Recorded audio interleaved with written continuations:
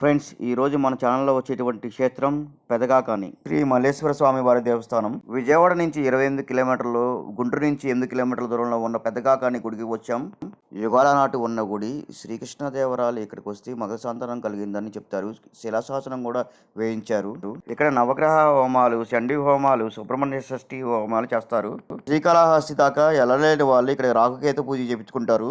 శ్రీక దర్శనానికి 20 రూపాయలు టికెట్ కేటాయించారు. దీనికి ఎదురుగా ఉన్న బూత్ లో తీసుకొని వెళ్ళవచ్చు. దాని పక్కనే ఉన్న సుబ్రహ్మణ్యేశ్వర స్వామి వారి పుట్టకి అభిషేకం చేస్తే పిల్లలు ఉన్న వారికి పిల్లలు పుడతారని గట్టి నమ్మకం. అంతేకాదండి, శివయ్య గుడికి వెళ్ళి 42 రోజులు గిరి ప్రదర్శన చేస్తే తీరని కోరికలు ఉంటే తీరుతాయని గట్టి నమ్మకం. పెద్దగాకానికి పేరు ఎలా వచ్చిందంటే, భరతవత మహర్షి హోమం చేస్తూ ఉంటే కాకి వచ్చి వాళ్తూ ఉంటే ఆ మేరకు శాప విమోచన మేరకు పెద్దకాకాని పేరు వచ్చిందని చెప్తారు.